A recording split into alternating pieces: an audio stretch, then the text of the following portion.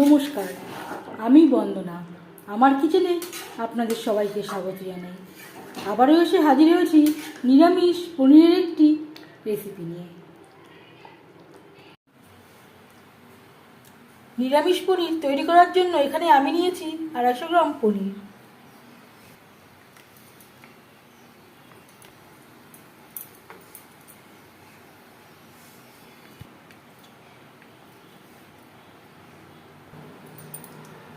পনির আমি ছোট ছোট টুকরো করে কেটে নিয়েছি।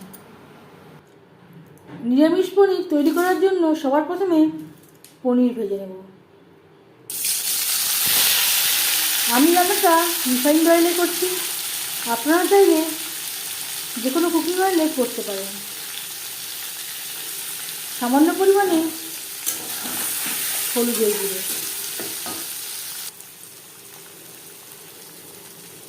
স্বাদ মতো লবণ,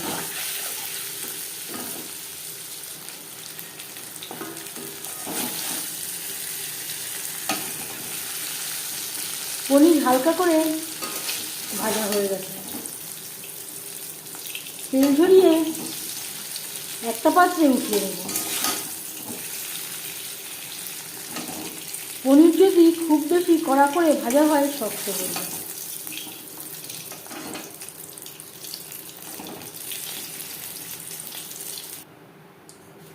পনির ভেজে নেওয়া তেলে আলু ভেজে নেব। দুটো আলু আমার কাছে সেদ্ধ করা ছিল, ছোটো ছোটো টুকরো করে কেটে নিয়েছি। আর দিয়ে দেব লবণ, সামান্য পরিমাণে হলুদ দিয়ে দেব।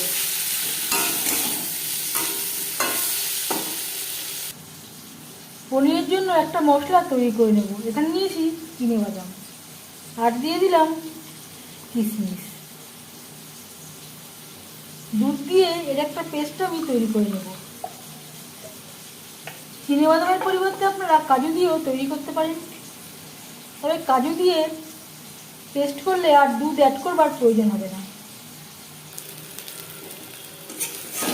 আলু ভাজা হয়ে গেছে, একটা পাত্রে উঠিয়ে নেব।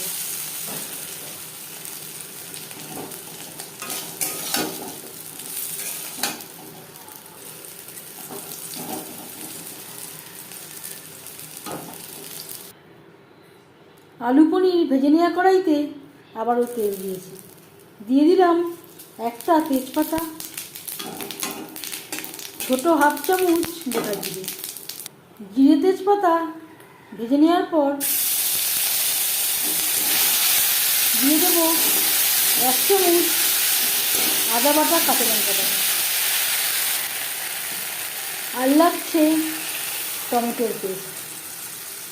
এখানে আমি মিডিয়াম সাইজের 4টে টমেটো সামান্য পরিমাণে জল দিয়ে বেটে নিয়েছি। 3-4 মিনিট নাড়াচাড়া করে নেওয়ার পর দিয়ে দেবো হলুদের গুঁড়ো। এখানে রয়েছে ভাজা মশলা, জিরে, ধনে, তেজপাতা, শুকনো লঙ্কা ও গোলমরিচ, যেটা আমি শুকনো খোলায় ভেজে গুঁড়ো করে রেখে দিলাম। আর দিয়ে দেবো এটাও ভাজা মশলা। এখানে আমি অ্যাড করেছি স্টার এনিস, জায়ফল, জয়িত্রী, মোটামুটি বিরিয়ানি মশলায় যা যা ইনগ্রেডিয়েন্টস থাকে তা পুরোটাই এই স্পেশাল মশলায় রয়েছে।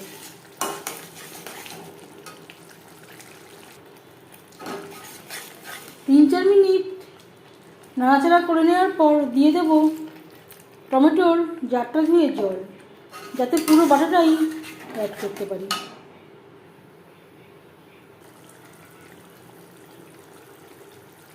আর লাগছে চিনেবাদাম, কিশমিশ ও দুধ, যেটা আমি একসাথে বেটে নিয়েছিলাম। আর দিয়ে দেবো মিক্সচারের জারটা ধুয়ে জল। যেহেতু চিনেবাদামের পেস্ট রয়েছে, তলা লেগে যাওয়ার সম্ভাবনা থাকতে পারে। 4-5 মিনিট লো টু মিডিয়াম ফ্লেমে মশলা কষিয়ে নেব।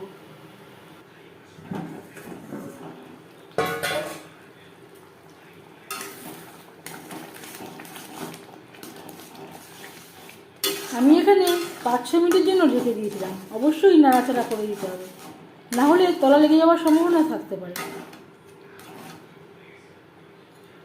এবার দিয়ে দেব জল।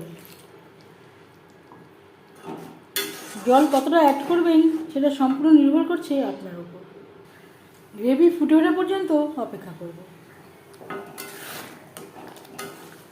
2-3 মিনিট গ্রেভি ফুটিয়ে নেওয়ার পর দিয়ে দেব ভেজে রাখা পনির আর আলু।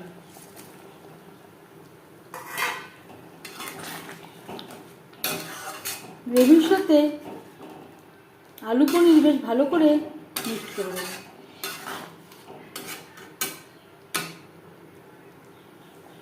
এই পর্যায়ে লবণটা একবার চেক করে নিতে পারেন। দিয়ে দেব লবণ।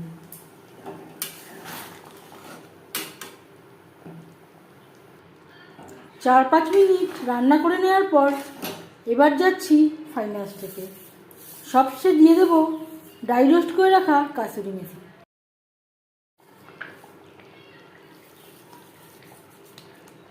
আমি আর গরম মশলা ব্যবহার করছি না। বিরিয়ানি মশলায় যথেষ্ট পরিমাণে গরম মশলা ছিল। আপনারা চাইলে সামান্য পরিমাণে কাসুরি মেথির সাথে গরম মশলা পাউডার অ্যাড করতে পারেন। কাসুরি মেথি বেশ ভালো করে মিক্সড করে দেব। গ্যাসের ফ্লেমটা বন্ধ করে দেব। 5 মিনিট থেকে স্ট্যান্ডিং টাইমে রাখবো। এবার যাচ্ছি সার্ভ করার প্রসেসে। এভাবে নিরামিষ পনির বানালে এর স্বাদ কোনো অংশে অনুষ্ঠান বাড়ির থেকে কম হবে না।